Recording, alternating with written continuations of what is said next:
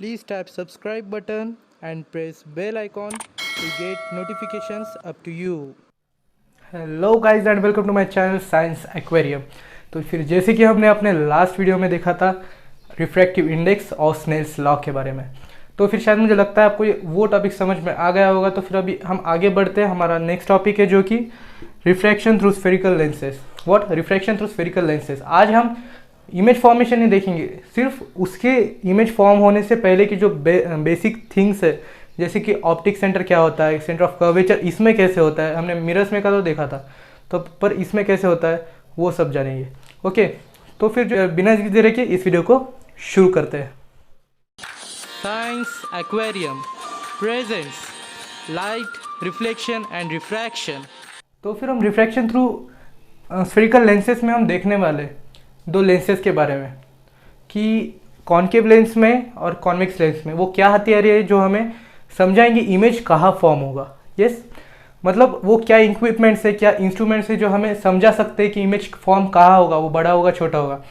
जैसे कि मैं अपने रिफ्लेक्शन में बताया था मिरर्स के बारे में, उसमें सेंटर ऑफ कर्वेचर क्या होता है, रेडियस ऑफ कर्वेचर क्या होता है और पोल क्या होता है, एक्सिस क्या होता है, वो सब मैं अभी लेंसेज के मतलब लेंसेज में समझाऊंगा। वो सब लेंसेज में कंसिस्ट होगा। Okay, so see on the board. First we will take convex lens. What? Convex, yes, convex lens. So convex lens ऐसा होता है, ऊपर से छोटा और सेंटर से बड़ा। ये ऑप्टिक सेंटर होता है।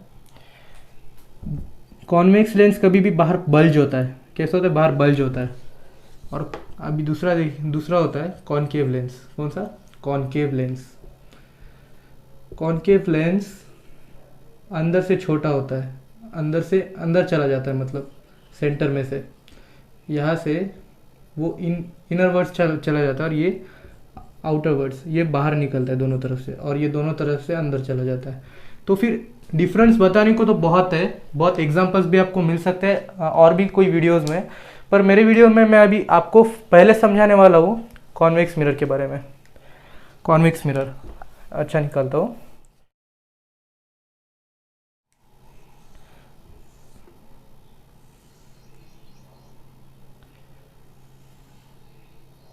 ये कॉन्वेक्स मिरर, यहाँ पे सेंटर को जो होता है ये होता है ऑप्टिक सेंटर, जैसे मैंने कहा आपको ऑप्टिक सेंटर।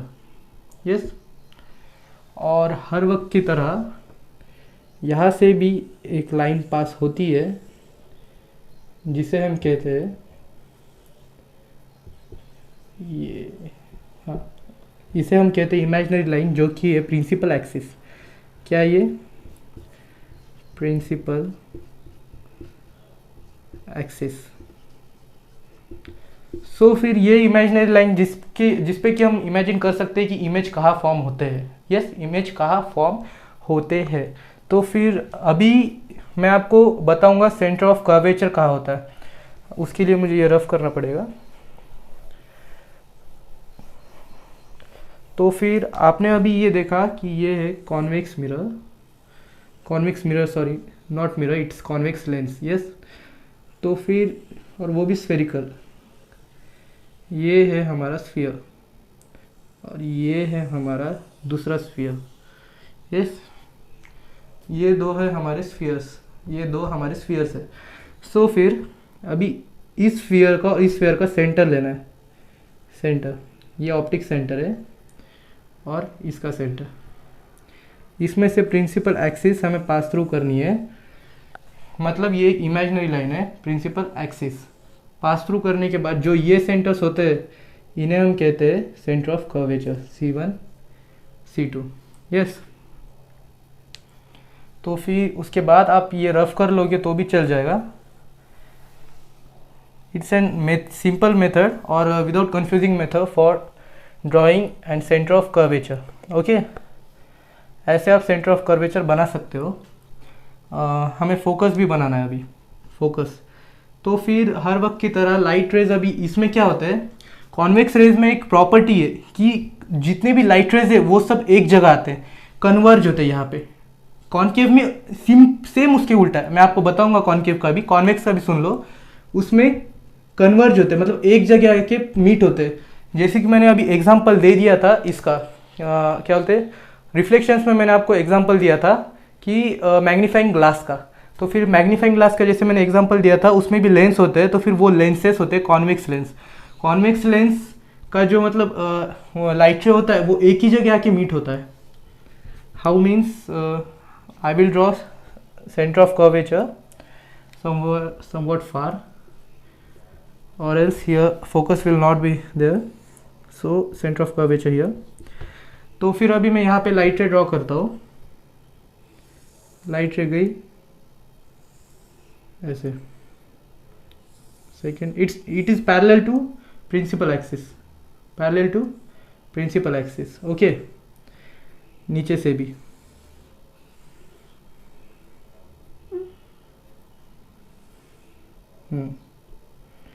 और फिर और एक ही जगह मीट हुए, ये है F2।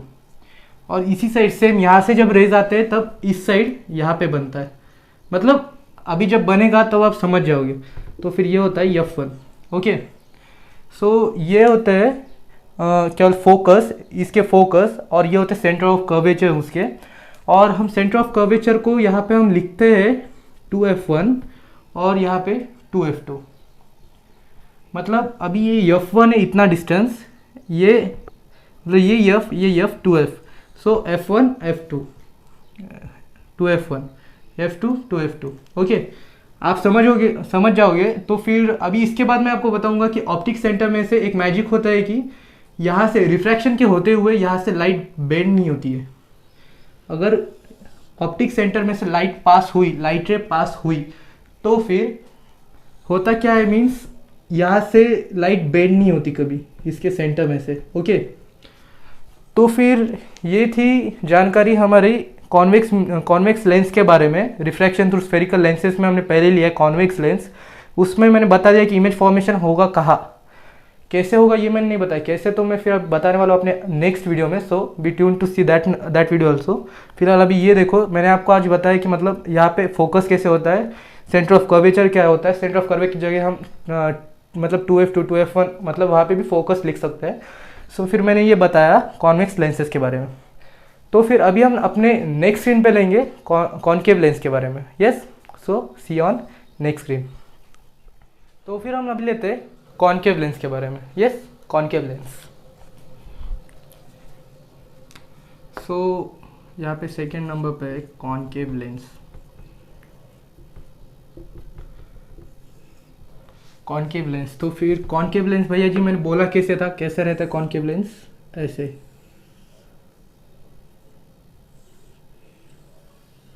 थोड़ा बड़ा निकाल रहा हूँ यहाँ पे सब बैठ जाए बोल के। ओके, कॉनकेव लेंस कैसे होता है, ऐसे होता है, सेंटर से थिन होता है। तो फिर यहाँ पे लाइट रेस का खेल कैसा होता है, मतलब अभी एज पर आर मतलब ट्रेडिशन, मतलब रीति रिवाज के साथ बोल सकते हैं कि ये होता है ऑप्टिक सेंटर, क्योंकि ऑप्टिक सेंटर का मतलब ही वही है कि सेंटर ऑफ एनी लेंस, मतलब ऑप्टिक सेंटर होता है। सो फिर अभी ये है ऑप्टिक सेंटर अपना, और ये भी हमारे रीत के साथ प्रिंसिपल एक्सिस, शायद टेढ़ा निकला है, प्रिंसिपल एक्सिस कैसा भी हो, क्या होता है नहीं फ़र्क पड़ता है ड्राइंग में। सो फिर ये होता है प्रिंसिपल एक्सिस, हमारी इमेजिनरी लाइन। तो फिर यहाँ पे मतलब लाइट रे अगर पास किए तो इमेज फॉर्म कहाँ होगी, यहाँ का फोकस क्या होगा। तो फिर सेम एज इट इज़ हम यहाँ पे भी अगर स्फीयर ड्रॉ किए तो फिर आप सेंटर ऑफ कर्वेचर भी फाइंड कर सकते हो। जैसे कि मैंने बताया था, आप सेंटर ऑफ कर्वेचर C1 को 2F1, C2 को 2F2 ऐसे लिख सकते हैं। ओके, मतलब हमारे टेक्स्ट बुक में तो वैसा ही दिया है कि हमने ऐसे लिखे है बोल के। तो फिर अभी हम यहाँ पे लेते हैं 2F1 और सिमिलरली इसी साइड भी लेते हैं 2F2। और फिर इसके बाद अभी हम लाइट रेज अगर पास किए तो इसमें फोकस कहाँ बनेगा, और इसमें अगर लाइट रे पास किए क्या इसमें भी कन्वर्ज होंगे, नहीं, इसमें लाइट रेज कन्वर्ज नहीं होते। इसमें लाइट रेज मैं जैसे बोला था डाइवर्ज होते, ऐसे जाते डाइवर्ज होते। कन्वेक्स लेंस में कैसे होता है, एक जगह मिलते हैं, एक पॉइंट बनाते हैं, पर कॉन्केव लेंस में क्या होता है कि लाइट रेज सारे डाइवर्ज होते हैं। हाउ मीन्स, सी अभी ये लाइट रे है, यहाँ से डाइवर्ज, यहाँ से नीचे से लाइट रे है,